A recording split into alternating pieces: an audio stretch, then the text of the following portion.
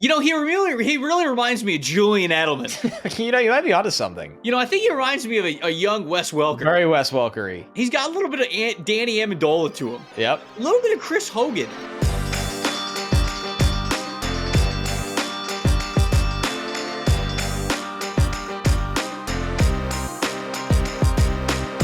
Welcome to the opening bell of the NFL Stock Exchange podcast. I'm Trevor Sikkema. That is Connor Rogers joining you guys, where we're actually looking at the camera this time instead of just looking at each other, because that was the top comment on the last video when we did it in person. They were like, I don't think we've actually seen the side of Connor's head before ever, because he's just always looking straight at the camera. So we are back from Mobile, Alabama. We're back for the Senior Bowl, and we are back with a vengeance, as they say, because this is the post-Senior Bowl 2-round mock draft, baby.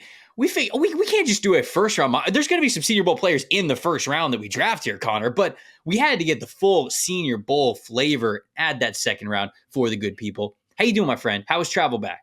I'm good, man. Listen, I'm excited. You and I get to be home for, it feels like a couple hours. Then we're going to be 48 hours. We're going to be doing a podcast in Vegas. So if you want to see that we're not just somebody was saying that we were AI on the other one. I think that was really good. The comments were absolutely all world. I was laughing before we get into the 2-round mock draft. So as I told the story in the last pod, Trevor picked me up in the sweet Jeep Gladiator. And after lunch, after the last practice, was nice enough to drop me off to the airport. So because I flew out first. And on the way, we're sitting in a ton of traffic. Believe it or not, Mobile, that Airport Boulevard, a lot of traffic.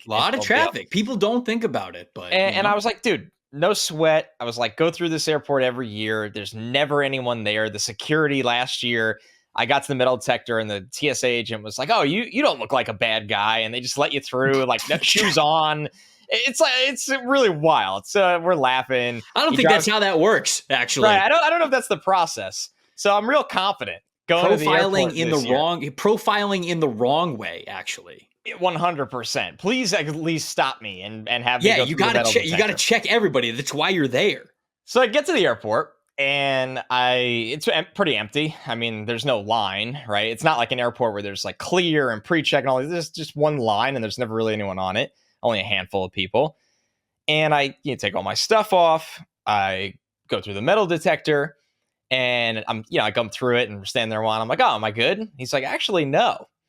And I'm like, oh, okay. So I turn around and they have the screen with the radar. It's like a human stick figure. And the detector, the radar, will show a part that pops off when you go through it. And right in my crotch is just a giant red, like, Mayday signing. So I look at him. He looks at me. And he just starts going long-winded, all the explanation of what he has to do, and it's going on and on and on. And I'm finally like, dude, I was like, you have a job, do what you have to do, like no hard feelings. I was like, but there's nothing in there, like that's just my crotch. So he explains it, and you're thinking like.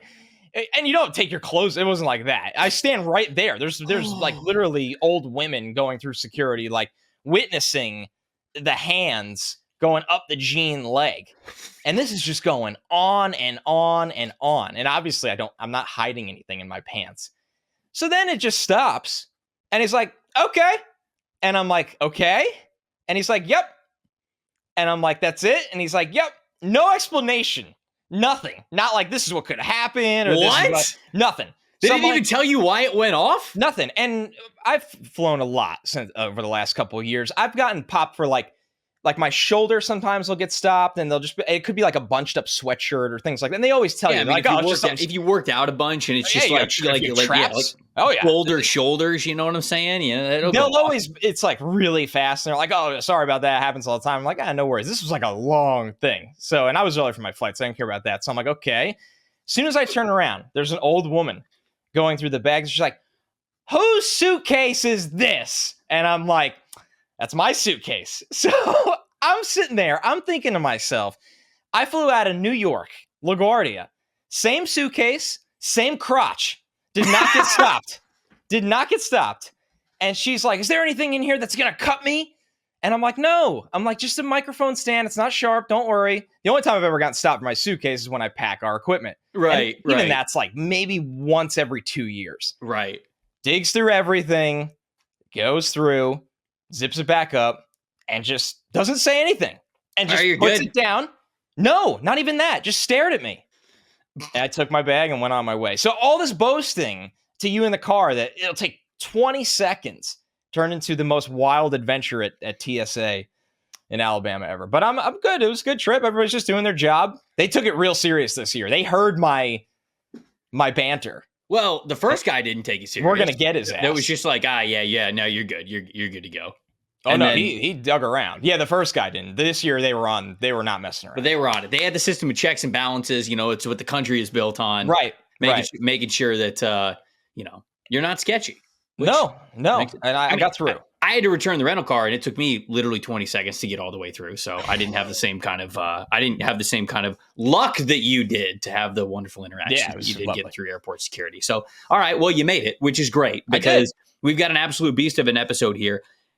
A lot of people said like, oh, commented on our Senior Bowl video because we did it after day 2, and they're like, oh, what do you think about this player, this player? Right. We didn't have time to get to everybody or unload all of our thoughts on players, and I figured the ones that y'all really wanted to hear about, we'd probably get to in this mock draft. So we're going to fire up the PFF Mock Draft Simulator. We got it right here. Oh, you love to see it. Selecting 2 rounds. Oh, this is going to be fun. Connor, you want to pick for odds or evens? What did we do last time? You'd think I would check this before I know. If you think I remember, you have not been paying attention. I think I actually did evens. I'm almost sure of it. The Jets and the Bucks have evens. That's why I remember doing evens. Okay, I'll do evens. You want to do odds? That's all you. Okay, all right. So I'm going to do odds. We're going to enter the draft here. You're going to do evens. Just for... Yeah, what did I say? You're like, I'm going to do odds. All right, I'm going to just absolutely take over. Yeah, I got the draft. Sit aside. So you're taking Caleb Williams at 1, and I just click Brock Bowers, just, for tradition at this point. Okay, so you're going to go with the odds. I'm going to go with the evens. Who are you taking at 1? I'm going to take Caleb Williams. Coward. And I know, not really a stunner, not shaking it up. I'm fascinated by all the chatter this week. Go ahead. No, go ahead. I'm curious. What have you been seeing? Because I've been seeing a lot. I was just going to say, I didn't hear as much Drake May chatter as I thought I was going to. No. Right? No. That's all I was going to say. We haven't heard a peep about Drake May. Right. I only heard about Caleb, like going number 1. Well, people. That, and then there's also been a lot of ups and downs of, and I don't buy any of it this time of year. I don't think anybody knows of, will he avoid the Bears?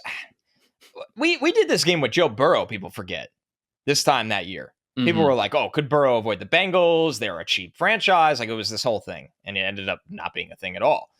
So as it stands right now, I think Caleb Williams is the first overall pick in the draft, and I think that is by the Chicago Bears, and he ends up, not trying to leverage his way somewhere else, or the Bears get cute and dance around the draft, and I don't think they're moving forward with Justin Fields. I will make that clear once again. So I think Caleb Williams will be the number 1 overall pick to Chicago. Okay. All right. So we got Caleb Williams going number 1. We're not doing trades in this mock draft, just so everybody knows.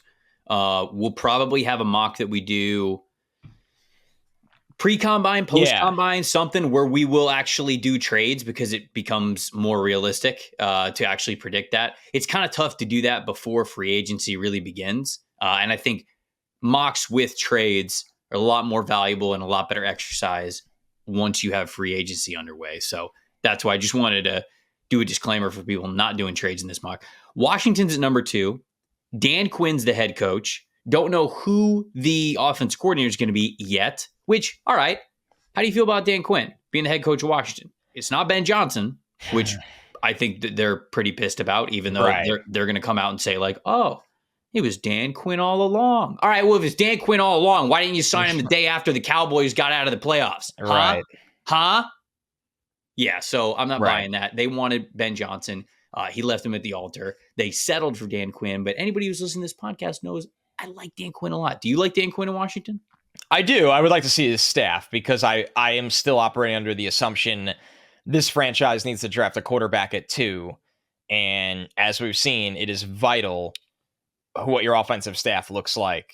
And that's why I, once upon a time, was so optimistic about Washington because they got Adam Peters. I thought it was a lock they were getting Ben Johnson, and you staple Ben Johnson to a quarterback at 2.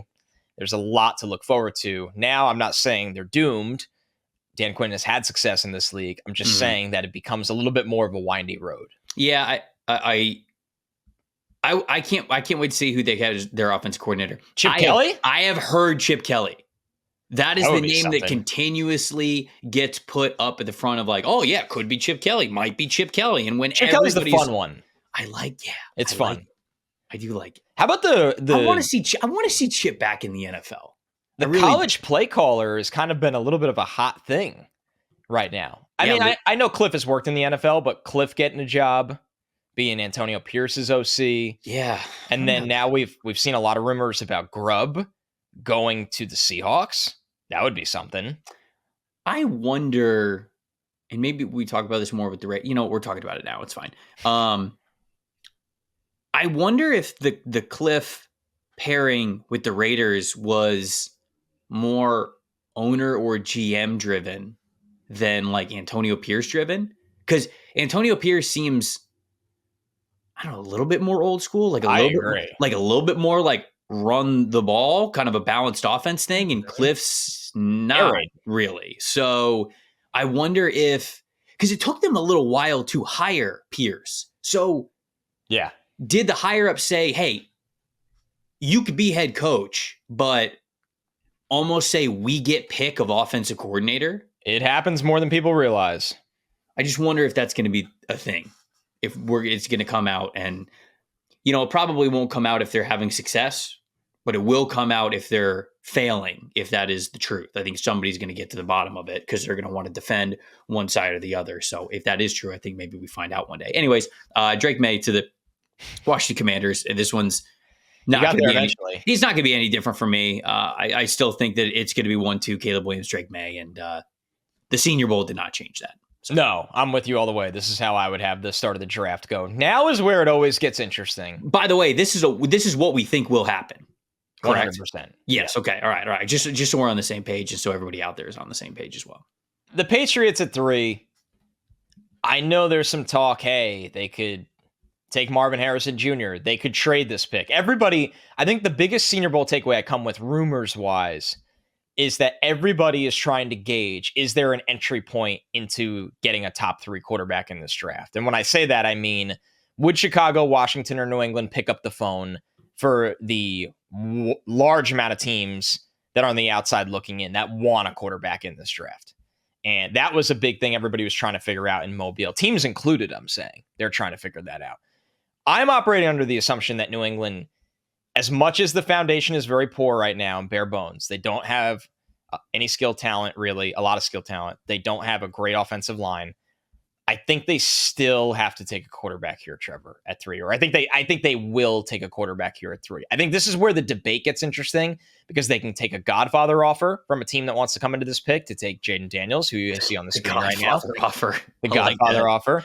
They could honestly get the best player in the draft in Marvin Harrison Jr., which is a need. But I'm going to go Jaden Daniels here. I think New England, they just hit the reset at quarterback with a new coach and really a new everything. Yeah.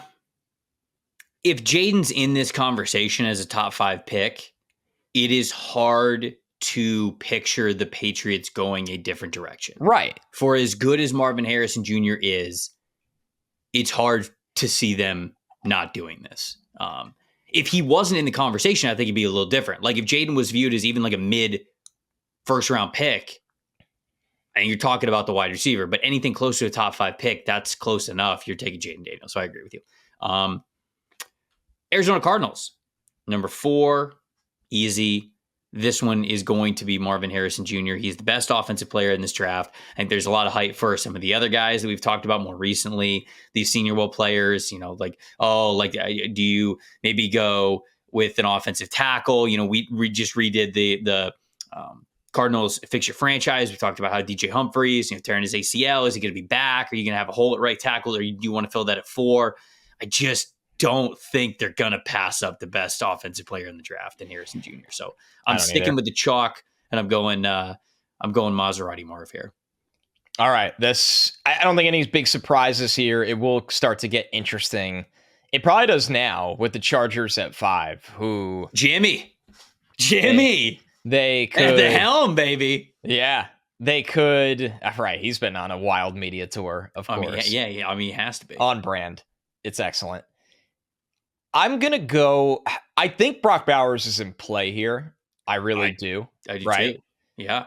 I'm torn between him, Neighbors, and Odunze all being options in this spot. Man, it's crazy. Bowers was that guy that for so long we were like, we love him. He's so good, but we can never find a spot for him in the top 10. And now it feels like it's starting to skewer the league. Just like, this guy is so good. He's going to go. Just accept it. He is going to go.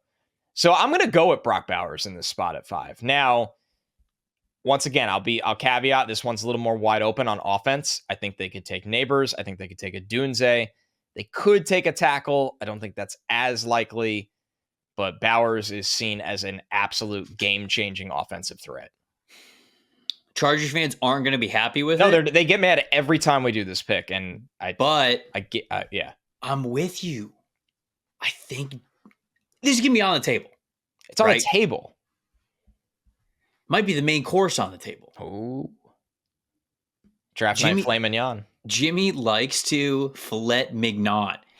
Jimmy likes to play that heavy personnel, man. Right. You go back to the San Francisco 49ers days. I know it's a different age of football. It's 10 years ago, but like the Vernon Davis usage, like, I don't know.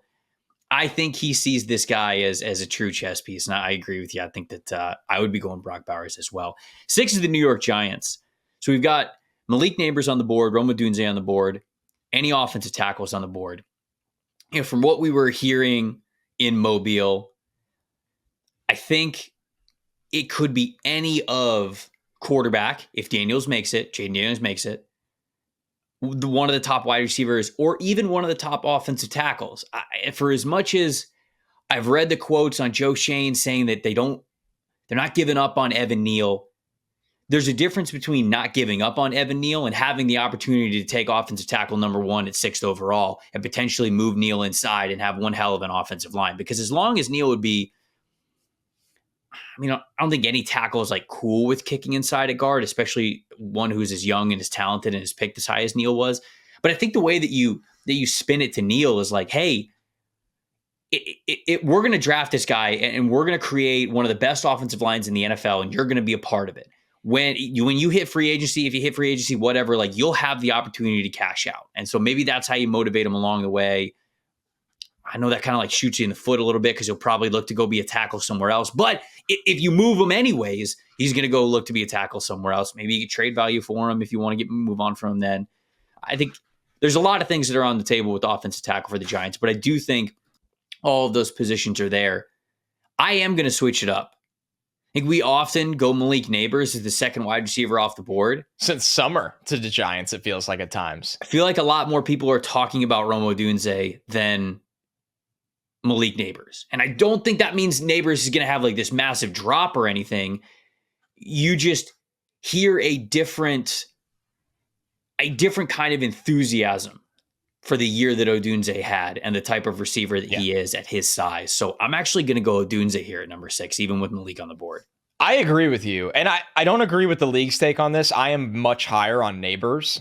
I think he's in any class, he'd be the number 1 guy. It's just Marv's in this class. But yeah, Odunze is highly, highly thought of. And I do think there's something to the Giants, especially that the Darren Waller situation has not really worked out. The Giants do need size at the position.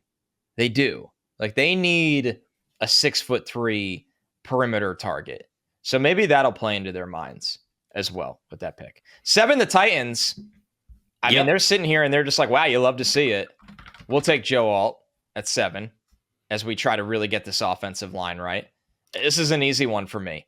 And man, if you're a Titans fan right now and you're, thinking of developing this offensive line, and Bill Callahan comes over to work for his son. Bill Callahan, one of the best offensive line coaches of this last 2 decades.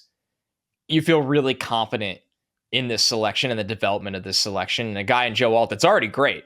Yes. But he'll just become that much better. Yeah.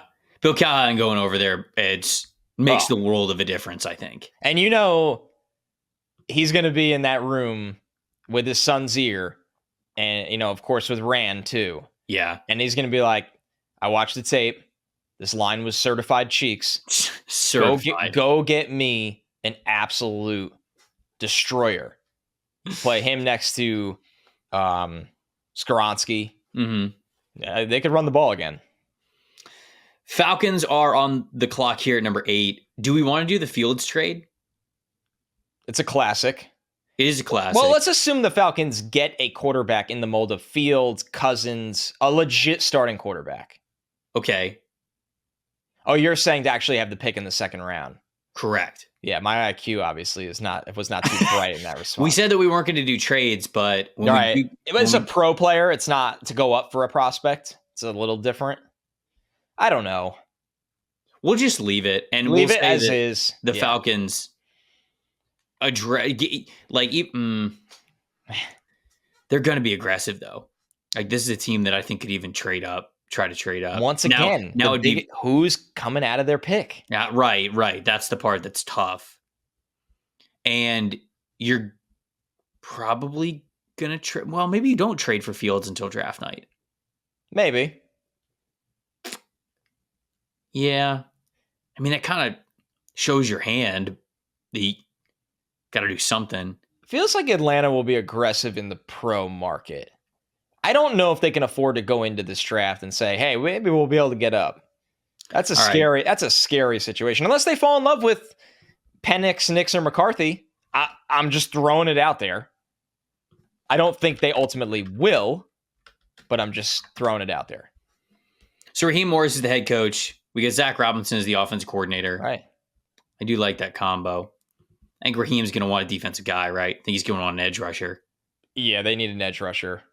We say that every year, but we mean it. Yeah, no, we really mean it. We really mean it this time, guys. We're being serious this time. I mean, Malik Neighbors would actually be sick. That'd be so sick. I don't think they're going to do it. No. I think they're going to go with the pass rusher. I don't know. Between Dallas Turner and Jared Verse. Well, the best part is we do 900 of these going up to the draft, so we could just go back and forth each time. But in a serious conversation, I would think Verse. I am also leaning Verse. Number one, I don't know if this is true. I had heard some rumblings that they were one of a handful of teams that was excited about the idea of him being in last year's draft, and then he went back to school. Like when Verse had that monster year, there were a ton of teams that were, evaluating him like, whoa, this dude is going to go way higher than we thought. And I heard Atlanta was in that big group of teams. So I'm not saying that means a ton, but it just goes to show you they know this need and they know a lot about this player. And we talked about how high we thought of Verse last year, right? I mean, the man should be a Las Vegas Raider. He should be opposite Max Crosby right now, which would have been awesome because when I interviewed Jared Verse, he watched Max Crosby, which, by the way, I talked to Laiatu Latu at the Senior Bowl as well. If anybody caught the NFL Network clip, that was pretty funny. A lot of hands talking going on. But I also asked Latu, because this is the dude that's got a super deep pass rush bag. And I said, okay, very clearly you watch a lot of guys. And he smiled and he's like, yeah. And I was like, who do you watch the most of? Max Crosby, TJ Watt. I swear to you, all of these dudes watch Max Crosby. They do. All of them. They watch Max Crosby. I've heard Max Crosby's name more than Nick Bosa, more than Myles Garrett, more than Micah Parsons, more than Von Miller. Like, I've heard I've heard Max Crosby's name more than anybody when I ask these prospects who they watch. But, yeah, I mean, that's a nice little tidbit there. I'll go Verse here at 8. I think it's close. And I also wonder if, they do want that heavy-handed power defensive end, like somebody who, I love Dallas Turner and what he could do as a pass rusher, but damn, Verse can get after it too. And I think Raheem Morris is really going to like that smash mouth style that he's got. So we'll go Jared Verse here at number 8. All right, 9, the Bears, who we had take Caleb first overall.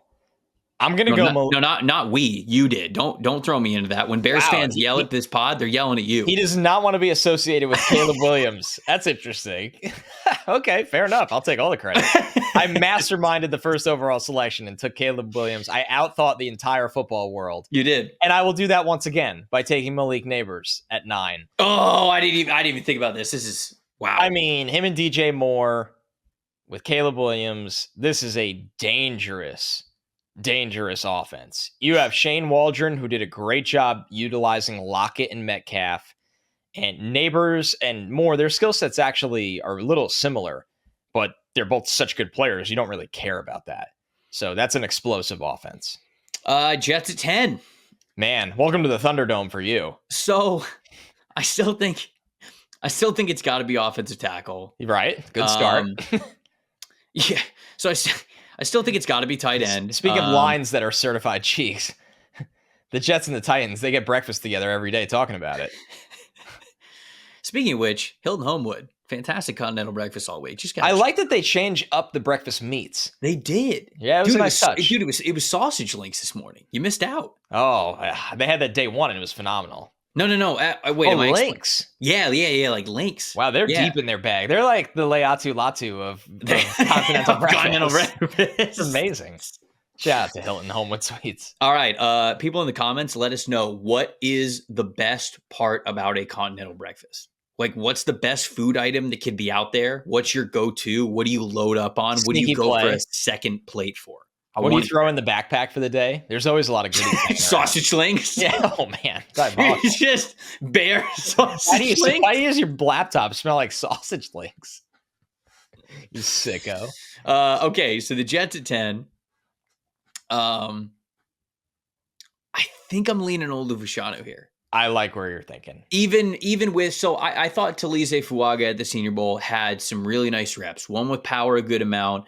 He could get to the landmarks decently quickly, but you could tell after going to watch, especially watching some of the All-22 from him, you can tell that just because he could make it to his landmarks on some faraway kick slides, he didn't have great balance if it was really stretching him far from his stance, like far from the line of scrimmage. So there were a couple of times when guys would kind of notice that and even be able to beat him with power, which does not often happen with him, just because he was still a little off balance. He wasn't ready to anchor.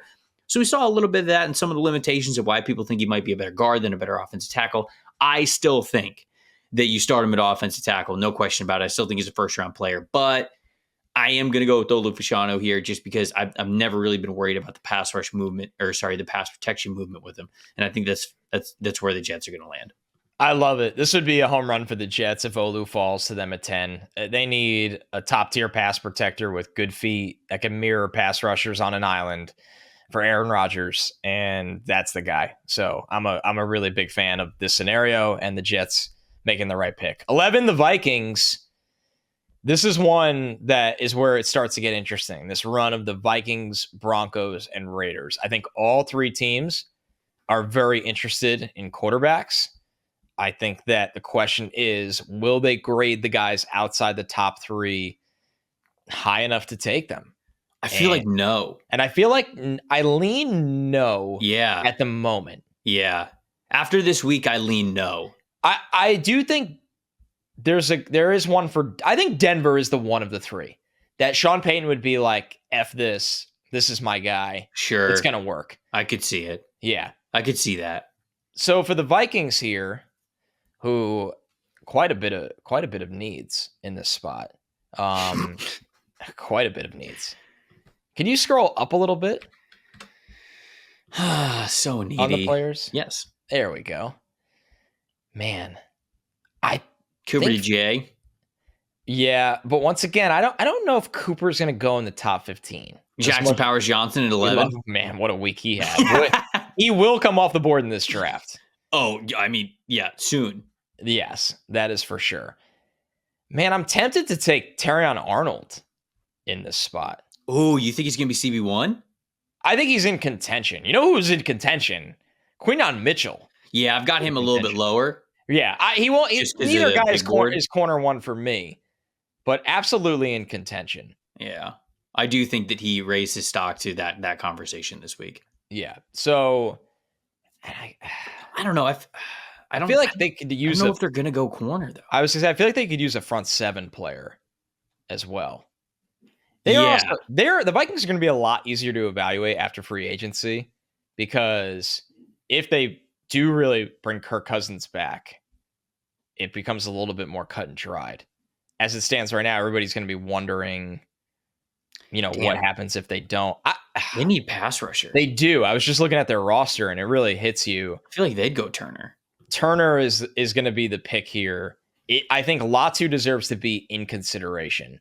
But with the kind of athlete Turner is and the different ways you could use him in this defense, I'm going to go with Turner.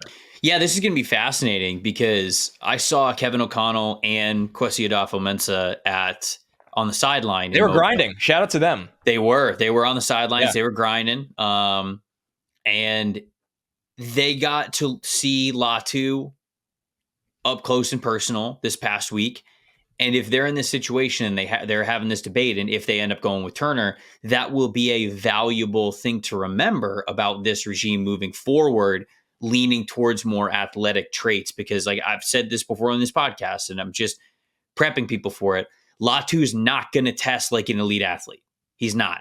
I hope he tests like an average athlete, to be honest with you, because that's kind of, you see a little bit of that on tape. I've talked to some people at UCLA, and that might be the case with him. I was chatting with him a little bit about like combine training, things like that. And so I don't think it's going to be elite athleticism, but it don't matter, man. I mean, you cannot knock the production that this guy has. So depending on where they go between these two guys, if it's a debate, that'll be valuable for us moving forward. So are you going to go Turner? I am going to go Turner. I took a long road to get there.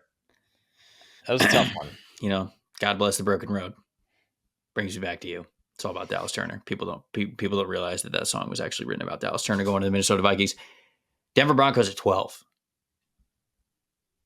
So you set me up here so that Sean Payton could just totally throw a wrench in things with the quarterback. I wasn't thinking quarterback. I wasn't even thinking quarterback yet.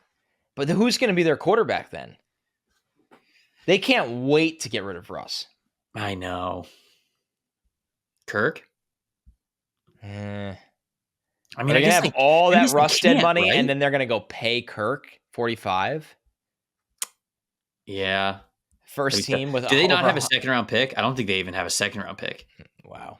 Yeah, this is our only selection for the Denver Broncos here. I think Sean Payton's going to take a quarterback. It's just a matter of who. Well, he might have to. I think Nix is going to be regarded higher than Penix. Although, to clarify what I had said on the Wednesday show, because a couple of people pointed this out.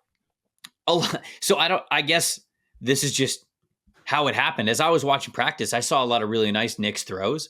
And then I went back and I watched some of the all-22 from practice. And yeah, you see him playing tight. And that was kind of like my reaction. Is a little uncomfortable at times. He just wasn't playing loose. Like you could tell, like some of those the people who are getting on him about like, there was one rep where he had what looked like an egregious underthrow.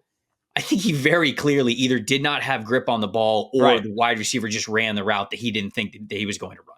And you got to remember, it's an all-star practice. I'm not trying to make excuses for the guy, but you're getting dropped into an environment where you're playing with wide receivers and playing in a playbook with an offense that is all brand new to you. So for the people who are going after Bo for that one miss that was kind of egregious, it's like, okay, do you think his arm strength is that bad? Because if you don't, then you're just kind of like knocking a guy for not knowing the route that his wide receiver was going to run. So I think that was kind of silly, but he was definitely playing tight and not, he did not have the accuracy consistently that I had kind of seen from him on certain reps through the first 2 days. I thought day 3 was better. I thought he had a really nice throw under pressure, which just was a beautiful ball to the running back or the tight end who was coming over the middle of the field, perfectly in stride in the red zone drill. That was beautiful. He also had a shot to the corner of the end zone that was great, but Penix did as well. So I thought both those guys were okay. Penix probably had the overall better week. Bo's was not great at the beginning, but I think ended a little bit better. So I just wanted to clarify that because we talked about it on Wednesday's show. But I do feel like the NFL is higher on Nix. So if we're going to quarterback here, it's a predictive mock. I'm going to go Bo Nix. All So right. I'm going to take him at 12. So Sean Payton gets his quarterback. The Raiders on the clock.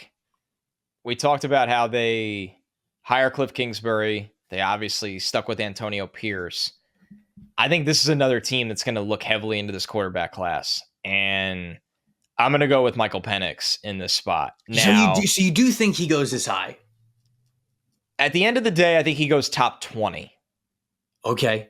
I think another spot that interests me, if Grubb gets that job in Seattle, I wouldn't write off Seattle. Oh. At 16.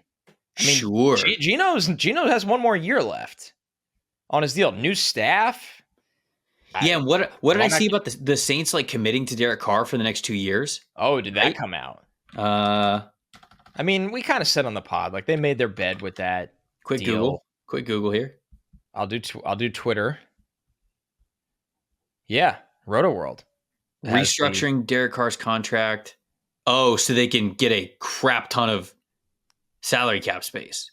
I mean, they're the salary cap goats. In not a great way. All right. Saints to make 2-year commitment to Derek Carr. Yeah, what are they saying here? Who do we got here? We're doing this live. They're expected to restructure his contract. Okay, so they'll move the money around. They'll make it basically impossible for them to get rid of him for the next 2 years. Yep. So they can clear salary cap space. Kind of nightmare fuel, but wow, yeah, what do you get? The chills. Okay. All right. Yeah, they can convert all but the vet minimum to a signing bonus to get his cap hit down. This is from NOLA.com. Did a great job with this. Get his cap hit down to 14.2. It'll clear 21 million more in salary cap space. But obviously, there's consequences to all actions, folks.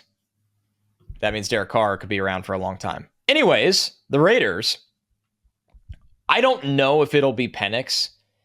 I feel like this is a team that, like many of these teams, it makes sense to be aggressive to get a quarterback and see what you could do with development. Yes, Aiden O'Connell is there, but more importantly, see what you could do with development with this new era from their coaching staff and Tom Telesco as well. Telesco's a guy that's fallen in love with a Pac-12 quarterback with a big arm before. I'm not calling Michael Penix Justin Herbert, but Telesco values traits and guys that can make big throws. So I just wouldn't be shocked. I'm going to go with Penix at 13. Okay. It's kind of funny that Bo and Penix go back to back. These guys just can't get away from each other. No, they in any can't. Aspect of life. I kind of felt like we were going to have these players a little bit lower, just given the fact that none of them like grabbed the QB1 title from this past week by the horns. But right. I thought so too, but then you get to the end of round one and you're like, there's not a lot of landing spots that make too much sense. And I just don't think either of these guys are falling out of round one. I don't. Yeah. I think we're getting 6 quarterbacks in the first round this year. 6? Look, I think McCarthy is going to go in the first round. I don't love it. You can pick him in the first round. I won't. I don't have a selection. I will not. So you're making me do it to make you look right? Yeah. All right, we'll see, folks. We'll see if that actually happens. Am I going to hang Connor out to dry? No, there's no trade. There's no trade. The next episode of Dragon Ball Z. All right, so that's great. New Orleans Saints at 14. I guess no quarterback. So I think offensive tackle is still big for them. Yeah, Pete's a pending free agent. He is. That's a big one on the market. Yeah, Trevor Penning. Big fellow will get paid. Not great. I wonder if they really move on from Trevor Penning while the current kind of regime is still there. Or do you just go into camp and give him a shot? Say your Hail Marys and your own fathers. You can't do that, though. I agree. Oh, man. Yeah, I think tackle. Yeah, I mean, it's probably Fuaga, right? Because you're basically replacing Pete as a player who can play tackle or guard, and you start at either. Basically, wherever you need to play Trevor Penning, you can play him, and you can play Fuaga at the other spot. Right. But is Ramchick going to be their right tackle? Yeah. And do you have confidence that Fuaga could play left tackle? I like Fuaga a lot. I don't see him as a left tackle. Who else is going to play? Like, the next 3 offensive linemen are right tackles. I know. Right? I think ultimately Mims will. I mean, even the next 4. Like, even if you put Guyton into this, they're all right tackles. No, it's a weird spot. You got to get to Kingsley or Patrick Paul before you really. That's early for them. Yeah. Okay. I think you just take Fuaga because they took Brazil last year. Yep. They could take Latu, I suppose. They could. But he's not really their type at all. No.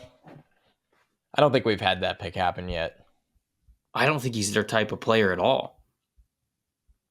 I think you're on it. I'm going to go Fuaga. Okay. Fuaga at 14. Play wherever Trevor Penning's not. Colts at 15. Mm-hmm. I'm pretty confident they'll find a way with Michael Pittman. Oh, okay. I don't see him getting away from them. So, and I'm not saying they don't need another wide receiver, but they're not dying at wide receiver. This line was a lot better this year after it was a disaster in 2022.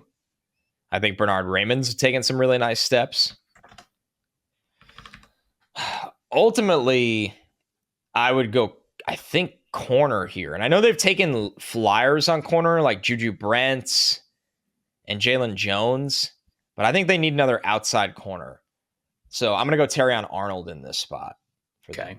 All right. So CB1 still. It's a very Ballard pick. Ballard's SEC roots. Oh, is he like...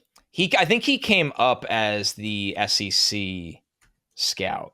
Ballard. I'm pretty sure I have that right. Has he been heavy on... All right. Now, actually, that you mentioned this, I'm going to look. Has he been heavy? Has he been heavy on the SEC? Obviously, Anthony Richardson. They drafted Darius Rush last year as well. Jalen Jones is from A&M. Those are later round picks. Yep. Didn't have an SEC pick in 2022. Vandy, Florida in 2021 with Odiengbo and Sean Davis. Nothing in 2022. When did he start there? He's been there a while. Yeah. I feel like since 17, right? Shoot, yeah, a while. Yeah, really long time. Oh, I think early on he might have been SEC. Oh, yeah. Okay. Well, Alabama in 2016. Quincy Wilson in 2017 in the second round. Anyways, I don't think it's like SEC or bust. No, but I wondered if that. I mean, it's good background information. I wondered if that would. Yeah, he was an area scout for the Bears, I think, for 10 years, and I think a lot of his responsibility was in the SEC, was the Southwest. Yeah. Pick 16, Seattle Seahawks. Easiest pick ever after this week. Jackson Powers Johnson, right? Pretty awesome. Yeah. Easiest pick ever after this week. I mean, interior offensive line of the Seattle Seahawks is a major need. Damian Lewis, Evan Brown, Phil Haynes, they are all unrestricted free agents. Wow. So there's a lot of young guys that would have to step up. They've got Oluwatimi that they drafted from last year who could play like one of the interior offensive line spots, but I think you get a centerpiece of your offensive line in Jackson Powers Johnson. So you keep him there. Low moving costs. Talk about that on this pod. Nobody else wants to. It's a thing, people. And I mean, Powers Johnson was just truly one of the best, if not the best prospect that we saw in Mobile this past weekend. Day 1 and day 2 domination. Didn't even play the third day. Didn't need to. Did not need to. So yeah, we're going JPJ here at 16. Jacksonville, they have a fascinating free agency period. They got to find a contract for Josh Allen, their pass rusher. They could lose Calvin Ridley. They've got to franchise tag him, right? You probably have to. You cannot let him leave. You can't let him leave. And Josh Allen truly has all the leverage you could ever have for a defensive end. All the leverage you could ever have. It's not cheap, but it might be the route they have to go. If not, you're paying this guy like, what, $30 million a year? He's basically coming to the table like, yeah, give me $30 million a year. And what are the Jags going to say? No. Right. They can't lose him. Actually, no thanks. Go find that somewhere else. And he'd be like, bet, I will. Man, what a time to have a great year. Right. 17 and a half sacks. Yeah, you're franchise tagging him, hoping that he plays well for you. But maybe not that. I don't know. You obviously want him to continue to play well, but shit, man, 17 and a half sacks. I mean, he's got, like I said, all the leverage in the world. Yep. And yeah, I think you got to at least franchise tag him once. And I think that's why they could lose Calvin Ridley in free agency, and why I'm looking wide receiver in the spot for Jacksonville. You got to keep the weapons around Trevor Lawrence. I'm going to go Brian Thomas in this spot, Trevor. Get a real vertical threat. I'm a big fan. Yes, there's other needs. I think their line needs to get better.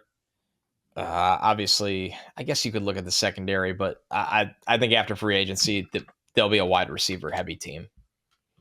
All right. All right, we got the Bengals next. Before we get to the Bengals, we got to talk about our friends over at Fabric by Gerber Life. If you guys got a family out there, you got to protect them with term life insurance. It is the smartest thing that you can do from a financial standpoint. And the start of the new year is the perfect time to get it done. So you guys can focus on whatever else the year is going to bring you. It was designed by parents for parents to help you get high quality, surprisingly affordable term life insurance policies in less than 10 minutes. They got flexible policies that'll fit your family's budget, like quality policies with $1 million in coverage for less than $1 a day. Get your personalized quote in just minutes and apply whenever it is convenient for you, all online into your schedule. Go from start to cover in less than 10 minutes with no health exam required. You can join the thousands of parents who trust Fabric today to protect their family and apply in just minutes at meetfabric.com/stock exchange. That is meetfabric.com/stock exchange, MEET fabric.com/stock exchange. Policies are issued by Western Southern Life Assurance Company. Not available in certain states. Prices subject to underwriting and health questions.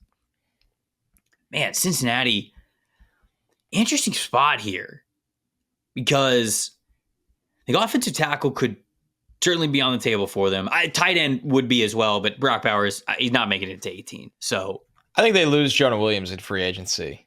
I think they also lose Jonah Williams. So you definitely are looking at offensive tackle. We've got some good ones. We got J.C. Latham.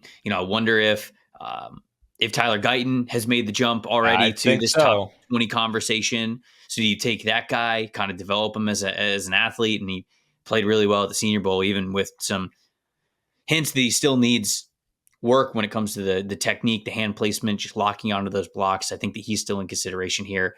And then DT1, like whoever it's going to be. Maybe they lose DJ Reader. Maybe they don't. I don't think that's a sure thing that they're going to lose him. But you could draft a Byron Murphy. You could draft a Jerzon Newton. These guys are both here. Ultimately, though,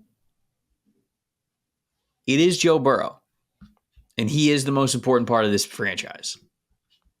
So I'm still going to go with J.C. Latham, the offensive tackle from Alabama. Okay. I think he's better. I do. I like this tape better. I think he's a really, really good player. Moves super well for 360 pounds. And he's very talented, and he deserves to be a top 20 pick. So I'm going to go Latham here to play right tackle for the Bengals.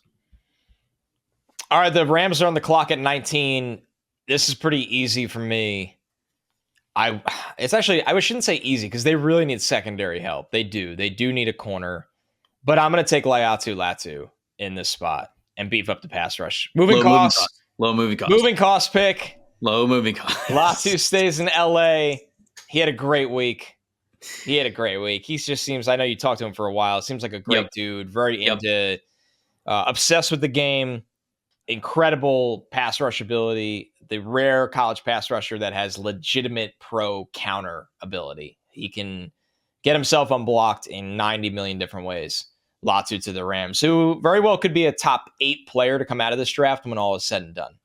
Yeah, when I talk to Latu, I don't think the medicals are going to be an issue for him. A lot of people the right way.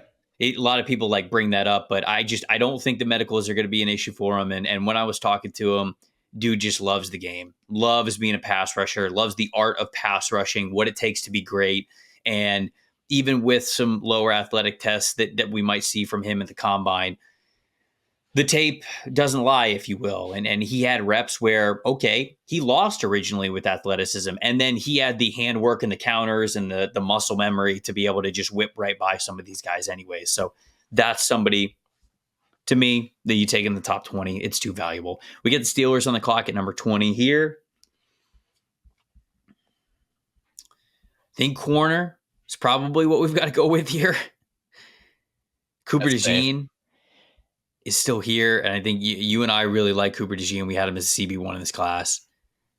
Do you think Quignon goes above DeJean? I do. It's not what I would do, but Quignon had a statement week. So it's probably him. That makes a lot of sense. Kool-Aid, they all make sense. I mean, the Steelers need corner help, and these guys are worthy of being mid-first round picks. I think Quignon is really trending that way. He could be CB1 in this draft. He very well could be. All right, let's do it. We'll go Quignon Mitchell at 20 for the Pittsburgh Steelers. The Dolphins at 21. I think this is a team that it's a weird one, right? Because you feel good about Armstead, and Austin Jackson finally looked like the player they thought they were getting this year. Their entire interior offensive line is free agents for the most part. I'm going to go with Troy Fatnow here. And you take him, he could be a guard as a rookie, but if you eventually move on from Armstead, because he's just going to get old or injured or the contract, whatever it is, a year or two down the road, Fatnow could also be your left tackle. All right. You know, they love to run the hell out of the ball. That dude is a game changer in the run game. All right, so we're going Fatnow at 21. Eagles up at 22. Oh, where did I read that Lane Johnson was talking about Tyler Guyton? Interesting. That old OU connection? Yeah. Because Lane Johnson, let's see. What's his contract? He's still under contract for the next couple of years. But man, he's 34 this upcoming year. They're not going to move on from him. They like to get the next guy in a year early, though. They do. That's their thing. They do. That's Howie's thing, which I respect the hell out of. It's very wise with offensive line. And it's trench play. Right. Like, they developed Mailata. They wanted to develop Dickerson and Juergens. It's just what they do. Yeah, Jeff McLean had this. Oklahoma's Tyler Guyton has a potential mentor in Lane Johnson as heir apparent with the Eagles. Oh, I think that Lane said this. He's like, I told Stout, which is Stoutland, their offensive coordinator, their offensive line coach, if y'all pick somebody, I think Tyler would make sense. Kelsey worked with them to pick Juergens. Wouldn't be the first time they worked with their offensive linemen to draft offensive linemen. Let's do it. I don't think this is far-fetched at all. Like you mentioned, Howie likes to look ahead. Right. I think Guyton is a lock for the first round. Yeah. I agree too. His play was too good this past weekend. The Texans, I'm going to take Johnny Newton in this spot. Okay. But you know what? I'll say this with Murphy. That scheme really lets guys pin their ears back and go. Sheldon Rankins had a great year rushing the passer. And it's no coincidence. Rankins goes from Salah's scheme, where he was really good, D'Amico's scheme, obviously very similar. They came from San Francisco. So there is an intrigue for me here with Murphy, but I'm still really high on Newton, and I think the Texans need that beef and a guy that can constantly get off blocks in the interior. The hand fighting is just so beautiful. He's with yours on Newton. Yes. And I think he's an underrated pass rusher because of the defense he played in. That's fair. I can see that. Cowboys are up at 24. Can you draft a head coach? Yikes. Sorry. Yikes. D-line, O-line. Let's look at the depth chart here for him. Biotish is a free agent. Tyron Smith's a free agent. There's no way he goes anywhere, right? No. It feels so... I mean, obviously, though, he's not going to play forever. Right. I don't think Terrence Steele really had a great season. I feel like they're a lock to take whatever right tackle falls to them. Yeah. They probably would love Guyton. He's gone. They probably would love Guyton. That's their sure. Kind of guy. Built like Tyron Smith will coach him up. which makes you Probably think they'll go Marius for Mims. Mims. I was going to yeah, say, we just described the next guy up in Mims. Mims is still here. I do agree. I feel like you might be able to play Mims at right tackle, and then when Tyron Smith retires, maybe you flip him over, or maybe you just draft and bring in a different guy anyways. Yep. Yeah, let's go Mims. Let's go Mims here. Did you hear my voice crack there? Jeez. Yeah, it's okay. Good Lord. What am I, junior high? You're growing up. Shout out to everybody in junior high. Right before our eyes. The young draft analyst watching the podcast. All right. Packers at 25. Very easy. Cooper DeJean, great fit. Can handle a lot of different responsibilities in the back end. Oh, yeah. In their new defense. So yeah, no Drew Barry anymore. So, yeah, Cooper DeJean, I mean, I think he could be a big nickel for you. I think he could survive at outside corner. He could play safety. Ball hawking skills, great tackler. Love this fit for Green Bay. Bucks at 26. All right. Wow, that was the most disappointing all right I've ever heard in my life. You looked at the board and you're like, well, it was like The Hangover. Yeah, we fucked up. So I think first round, you never want to kind of pigeonhole yourself into, a singular pick or a singular position, but it's got to be corner or pass rusher for this team. And they've got Carlton Davis. They have Jamel Dean. I think just that unit as a whole is just so very up and down. If there's the right corner there, and I think Nate Wiggins would be the right corner. I just wonder if they're going to take a corner round one. I feel like it's got to be somewhat of a priority for them, but are you going to do that in round one when you have Carlton Davis and Jamel Dean? I don't know. So I'm a little hesitant there, even with Wiggins and McKinstry on the board. Take capitalize on the depth of the corner class. I like Braylon Trice, but I like Braylon Trice and I like Chris Braswell. But my issue is you kind of already have that guy with Yaya Diaby, and you have a really good athlete, powerful dude who isn't necessarily doesn't have a lot of pass rush plan, like isn't a finesse type of a player. And do you want another one of those guys? Maybe you do. Like maybe it makes sense for them. I think I'm leaning that direction anyways, but I'm just a little hesitant for those reasons. I get it. I don't think they go anywhere else though. Like I don't know if there's another offensive, like Jackson Powers Johnson being gone. I don't think they're going to be tempted by any offensive lineman anymore. Not in the first round. Is a sneaky one after this week Darius Robinson from Missouri? He's getting a lot of first round chatter right now. Yeah, I suppose. We're not that high on him. I'm just not that high. I don't think he's a first round player. I think he had a really nice week and there's a lot to like.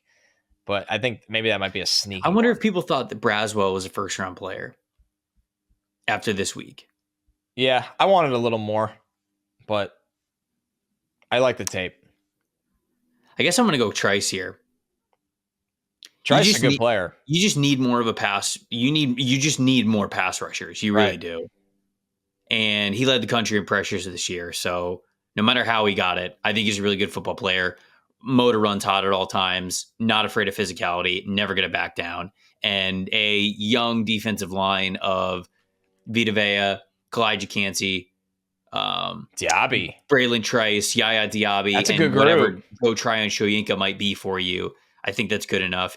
Anticipating that Shaq Barrett might be out or he's not going to be what he once was as a sack master for you. So I guess I'll go Braylon Trice here. The Cardinals picking again at 27. I'm going to go with Nate Wiggins here. So they get Marvin Harrison Jr. with their top 10 pick. And they get a corner that is a good athlete. He could play in zone. He's got ball skills. He's got great straight line speed. Wiggins to Arizona. That's kind of a BPA approach from me with that one. Yeah.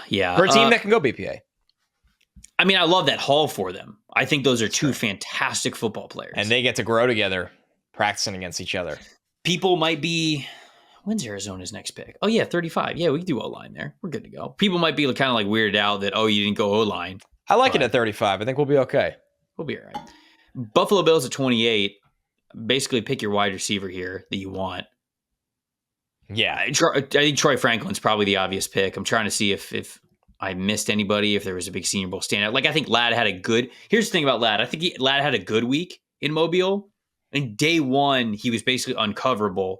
And day 2 and 3, he was fine. But it's not like he was just absolutely pantsing people the entire week. I thought day 1 was by far his best day.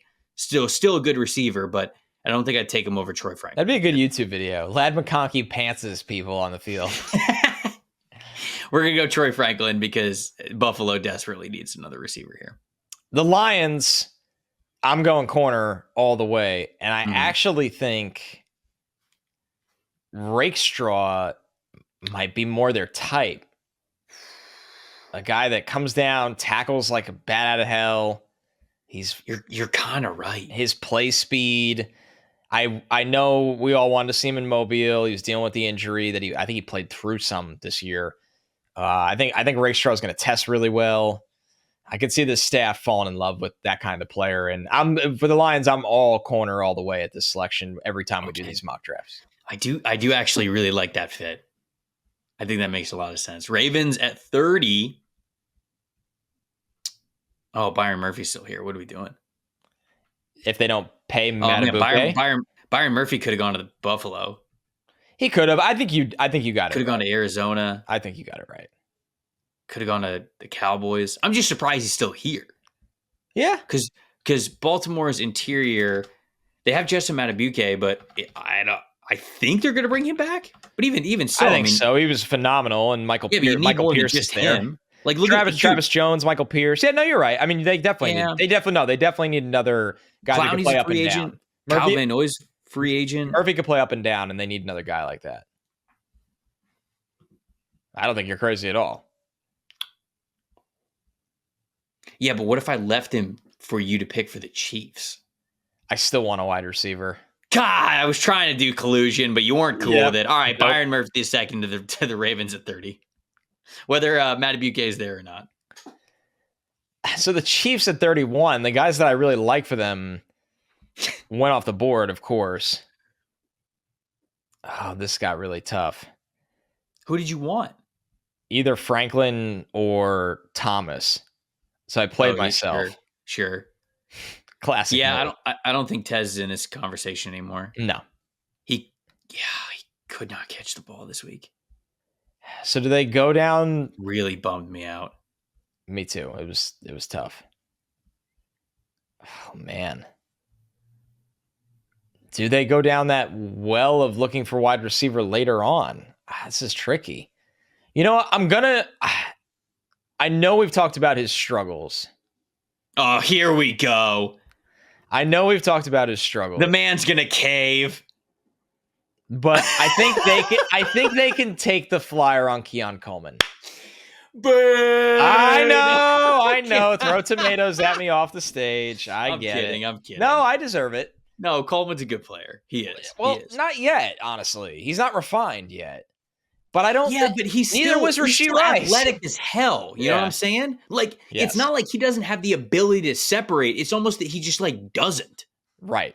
So you can kind of teach. I'm hoping this is a very easy landing spot to talk yourself into. It's very chalky. Keon Coleman to the Chiefs. Okay, fine. Oh, Mahomes ran around for 20 seconds, and now you throw it up to Keon Coleman. Yeah, Works for me. You can create separation in 20 seconds, you know? Yes.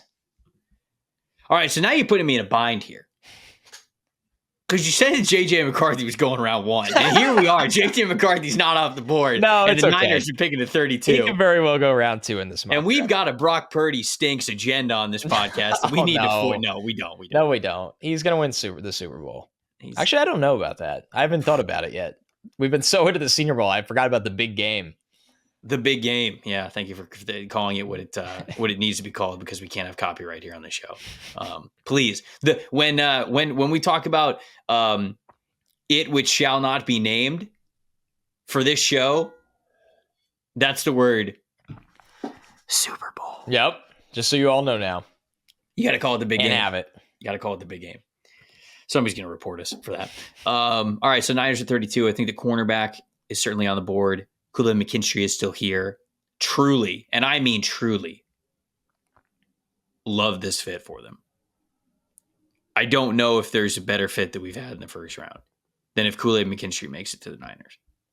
He is such a smart cornerback that I feel like they could put a ton on his plate. And getting this caliber of a corner, cover corner at 32, I think this would be a home run for him. So I'm going Kool-Aid McKinstry. Panthers. Wait. Ah! We got to keep the lights on. Oh, thank God. Hold on. The channel's gone. You know why? We've got to keep the lights on. We said the word Super Bowl and we didn't do the ad reads. Don't say it again. Channel's gone. Folks, if Mahomes throws for 1 yard, you win. That's it. Forget who wins. If he throws for 1 yard, you win with our friends over at Prize Picks. Adding an extra layer of excitement to the big game with Prize Picks and take advantage of their exclusive Patrick Mahomes free square offer. If Patrick Mahomes throws for more than 1 yard during they have the word in here. The big game. Lord Voldemort. You win. You could win a prize by rooting for one of the best quarterbacks in the NFL. They just throw for 1 yard. Don't miss it. Sign up with Prize Picks and get your free square. It's as easy as that. It's the largest daily fantasy sports platform in North America. Easily the most exciting way to play DFS. Just you against the numbers. You pick more, you pick less. Folks, it's that easy. We have a full 6 stack from our guy Eli for the big game. Okay? Listen to this. The Patrick Mahomes one's in there. You know it is. Patrick Mahomes more than 0.5 passing yards. Brandon Ayuk more than 62.5 receiving yards. Isaiah Pacheco more than 0.5 rush or receiving TDs, so he's just got to score. I like that one too. We got Brock Purdy plus Mahomes 38.5 rushing yards combined, more than that. Oh, Chris Jones more than 2.5 sacks. So if he even gets a half sack, you win this one. And then Christian McCaffrey, this is the toughest one. This is without question the toughest one. 90.5 rushing yards. It's more on all of those numbers. But if all of them hit, folks, you won't hear from Eli the rest of the 2024. He'll be on a beach somewhere in Bora Bora, living it up. You can get on the action too. Go to prizepicks.com/NFLSC. Use the promo code NFLSC for a deposit match up to $100. You could go with Eli's picks or you can make your own. prizepicks.com/NFLSE. You pick more, you pick less. It's that easy. All right, now you're up. Panthers 33. You ready for this one? Oh, no. Are you ready? Are you ready? What is it? Ricky Pearsall. This dude. Let me raise my hand. Lad? I am completely the, what I sleep on, what you sleep on being here. I've been sleeping. I was embarrassed. Watching Ricky Pearsall at practice Senior Bowl week, I was actually embarrassed. So were the corners to try to cover. They really were. They were so when they saw him not walk on the field Thursday, they were like, "Thank God, my prayers have been answered." Put some good footage out. Pearsall catches everything. He knows how to separate. He's a good athlete. He can make the spectacular catch. He's got excellent footwork. This is the kind of pro the Panthers need so badly for Bryce. I love this player. He'd catch so many passes in 2024. Potentially 90 as a rookie. Yeah, which is insane. So Ricky Pearsall, we're getting some extra Senior Bowl love here to start round 2. New England Patriots at 34. We'll probably pick up the pace here for the second round. We need to. It'll be 9 hours. We should have promoted this as a marathon. We're ignoring our families. Literally, my dog's going to kill me. Mock draft ultra race. Jaden Daniels at number 3. Which means they got a receiver need. Oh, no. Do we dare? Give them when you see it. No. I mean, you got to. I think we have to. You have to do it. Lean in. Don't be afraid to lean in.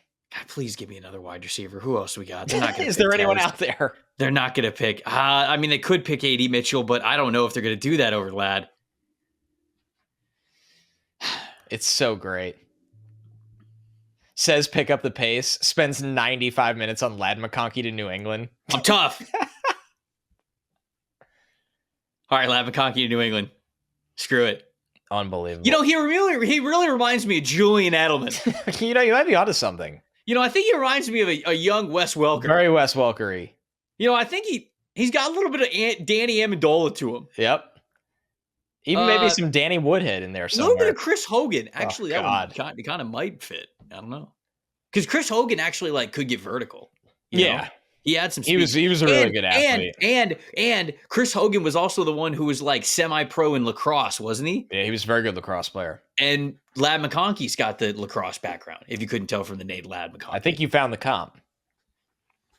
No, I'm still going with Eddie Royal. That was my comp in the draft guide. But very well done. Wow, now you're just flexing. But Virginia Tech, great. All right, Lad McConkey to the Patriots. You're up. Arizona, we talked about with them. Their fans might not be happy. I took a corner and Nate Wiggins instead of offensive line help. But good news, the offensive line help is still here. You want me to do offensive tackle? What do you want? Yeah, let's look at the tackles first. Okay. Now, Morgan didn't have a great week. Morgan did not have a great week, which really breaks my heart because I am a Morgan stan. Yeah. I like Graham Barton's position versatility for this team. Okay. The fact you get a guy that could play pretty much anywhere on the offensive line.